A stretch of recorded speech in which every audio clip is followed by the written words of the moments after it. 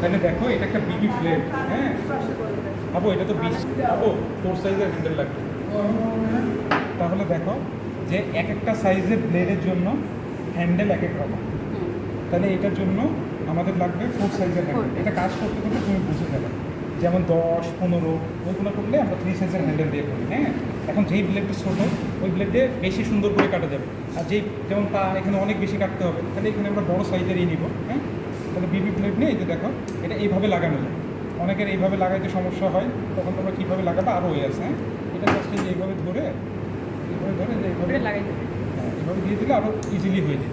হ্যাঁ, যেইভাবে তোমার ইচ্ছা তুমি লাগাবে, এটাতে কোনো সমস্যা নেই। হ্যাঁ, আইডিয়াল হচ্ছে এটা দিয়ে করা। আইডিয়াল হচ্ছে তুপ দিয়ে ধরে ওটা করলে অনেক সময় লেগে যায়, এখানে তো এত সময় নেই। তাহলে আমরা বিপি ব্লেড লাগাই দিলাম। এটা যে কোনো একটা লোকাল কেস করার সময় এটা আমরা কাটার জন্য।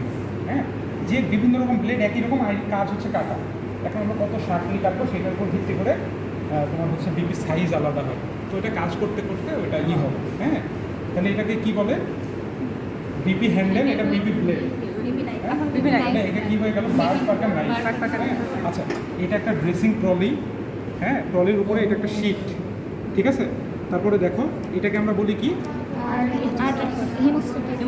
Very good. মানে এটা একটা হিমোস্ট্যাটিক ফরসেপস, কিন্তু কার্ড। তাহলে এটা কি বলতে হবে? Haemostatic forceps. আমাদের ভয়েস চলে আসতেছে ভিডিওটা। আচ্ছা, তাহলে একটা আমরা আর্টাই নিলে মোটামুটি ড্রেসিং হয়ে যাবে। হ্যাঁ, তারপরে এটা হচ্ছে কি? Tissue forceps. এটাকে বলে অ্যালিস টিস্যু ফরসেপস।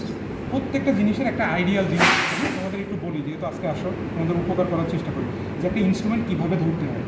এটা থাম আর রিং ফিঙ্গার দিয়ে ধরতে হয়। হ্যাঁ, এই থাম বা রিং ফিঙ্গারের এই পোর্শনটাকে আমরা বলি ডিস্টাল ফ্যালান্স। এটা প্রক্সিমাল ফ্যালান্স, এটা ইন্টারমিডিয়েট ফ্যালান্স, এটা ডিস্টাল ফ্যালান্স। তাহলে আমরা ইনস্ট্রুমেন্ট ধরবো কি? ডিস্টাল ফ্যালান্স। তাহলে দেখো একদম tip of the distal ফ্যালান্স।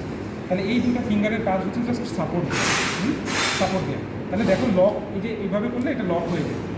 Lock হয়ে গেলে মানে এটা শক্তভাবে ধরে আসবে।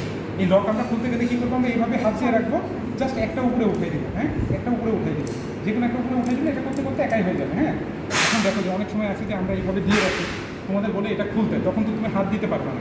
এটা যে কোনো একটা তুমি যেন এইভাবে ঠেলা মারো খুলে যাবে। মানে দেখো এরকম আছে না, যে কোনো একটা এই যে এইভাবে দেখো চাপ দিলে এই যে দেখো খুলে গেছে। হ্যাঁ, এইভাবে করে দিলে খুলে যাবে, ঠিক আছে। তাহলে এটা লক করতে হবে। একটা লক করলে এটা কম শক্ত হয়, দুইটা লক করলে একটু বেশি, তিনটা লক করলে আরও বেশি, মানে খসবে না। হ্যাঁ, তাহলে এটা বললাম।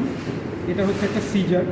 হ্যাঁ, আমরা কিন্তু কাটাকাটির জন্য এটা রাফ সিজার, ফাইন সিজারও আছে আমাদের। হ্যাঁ, আমরা যখন সফট ডেলিকেট স্ট্রাকচার, আমাকে একটু নিও। হ্যাঁ, সফট ডেলিকেট স্ট্রাকচার যখন কাটবো তখন আমরা কী করবো? তখন আমরা ফাইন সিজার নিব। তারপরে এটাকে বলে স্মল সাইজের অ্যালিস টিস্যু ফরসেপস। হ্যাঁ, আমরা নর্মালি বলি টিস্যু, তো অনেকে টিস্যু বললে আবার অনেকে টিস্যু দিয়ে দেয় মানে প্রথম দিকে এসে। হ্যাঁ, এটা হচ্ছে টিস্যু ফরসেপস, ঠিক আছে। এটা দেখো এটা রাফ স্ট্রাকচার স্কিন ধরার জন্য। আমরা আজকে অ্যাপেন্ডিসেক্টমি করার সময় তুমি ছিলাম, তুমি ছিলাম অ্যাপেন্ডিসেক্টমি করার সময় আমরা ব্যাক কপ দিয়ে ধরছি। ওইটা কিন্তু দেখো এখানে যেমন ধার আছে, ওইখানে ধার নাই, কারণ গার্ড পারফোরেশন হয়ে যাবে। হ্যাঁ, আচ্ছা, তারপরে এটা বললাম, এটাকে আমরা বলি টুথ ডিসেক্টিং ফরসেপস। হ্যাঁ, এই টুথের এটা দিয়ে অনেক কিছু ধরা যায়, নিডিল ধরা যায়, আর অনেক কিছু স্ট্রাকচার ধরা যায়, এর মধ্যে আস্তে আস্তে দেখো। এটাকে বলি স্পঞ্জ হোল্ডিং ফরসেপস। হ্যাঁ, স্পঞ্জ হোল্ডিং ফরসেপে আরেকটা নাম হচ্ছে সব হোল্ডিং ফরসেপস। এগুলো তো আস্তে আস্তে জানবা। এইটাকে বলে মপ, MOP, মপ, মপ না। হ্যাঁ, মপ। এখন দেখো এই মপের কাজ কি, গজের কাজ কি? এইটাকে বলে গজ। হ্যাঁ, এটাকে গজ কেন বলে? আচ্ছা, এটা প্রথম আবিষ্কার হয় গাজাতে। প্যালেস্টাইনের যে গাজা শহর আছে ওখানে প্রথম আবিষ্কার হয়, গাজাতে আবিষ্কার হয়েছে বলে গজ। তাহলে এই জিনিসের অরিজিন যদি আমরা জানি আমাদের মানে লেভেল অফ কনফিডেন্স বাড়ে যাবে। হ্যাঁ, তাহলে এটাকে বলে গজ, এটা গাজাতে আবিষ্কার হয়েছে। এইটাকে বলে বাংলা গজ। হ্যাঁ, এই বাংলা গজ নর্মালি মনে করো যে এইরকম বড় বড় কাপড় থাকে, এই কাপড়গুলোকে আমরা প্রথমে এইরকম করে কাটি, তারপরে এই বাংলা গজকে দেখো আমরা যদি এইভাবে করে ভাঁজ করি তাহলে এটা দেখো একটা গজ হয়ে যাবে। হ্যাঁ, দেখো আমি এইভাবে একটা দিলাম, এইভাবে একটা দিলাম, ঠিক আছে। তারপরে এইভাবে দিলাম, দেওয়ার পরে দেখো এটা এখানে দিলাম। হ্যাঁ, এটা এখানে দিলাম, তারপরে এটা করে দিলাম। দেখো এটা একটা কী হলো? গজ হয়ে গেল। তাহলে এই কাজগুলো করে আমাদের সিস্টার এবং আমাদের যে ওটি অ্যাটেন্ডেন্ট মামারা আছে, মামারা করে। কিন্তু তোমাদের ওখানে দাঁড়ায় যাই দেখতে হবে। আমিও দেখছি, দেখে এগুলো শিখতে হবে, নাহলে তুমি বুঝবা না এইগুলো কই থেকে আসে, এইগুলো কই থেকে আসে। হ্যাঁ, আর এটা কি? এটা সিম্পল একটা রোল্ড ব্যান্ডেজ। হ্যাঁ, সিম্পল একটা রোল্ড ব্যান্ডেজ। তো এখন আপাতত যেটা আছে এটা একটা ড্র্যাপিং শিট। হ্যাঁ, এটা একটা ড্র্যাপিং শিট। আমরা জায়গাটা পরিষ্কার করার পরে এটা দিয়ে দিব যাতে স্টেরিলাইজেশন মেনটেইন হয়। হ্যাঁ, তাহলে এটাকে বাংলা গজ কেন বলা হয়? কারণ প্রথমে এটা কাটার পরে এটাকে আমরা গজ বানাই। এখন যেখানে অনেকগুলো দেওয়া লাগে তখন আমরা একবারে এটা দিয়ে দিই। তাহলে এটা বাংলা গজ, এটা গজ, এটা একটা ড্র্যাপিং শিট, এটা হচ্ছে কি এটা মপ। আমি যেটা পরে আছি এটা হচ্ছে ম্যাক অ্যান্ড ড্রপ। আমাদের প্রথমে ওটি ড্রেস করতে হয়, এটা যেহেতু একটা ছোটো কেস এখন আমরা করতেছি না, সকালে ওটি করলাম ম্যাক অ্যান্ড এটাকে বলে Mac and drop. Mac and drop আমরা ম্যাক অ্যান্ড ড্রপ বানান করবো, সব পরেই করে ফেললাম। এটা আমাদের বিশ্বাস করো কেউ শিখায়নি এগুলো।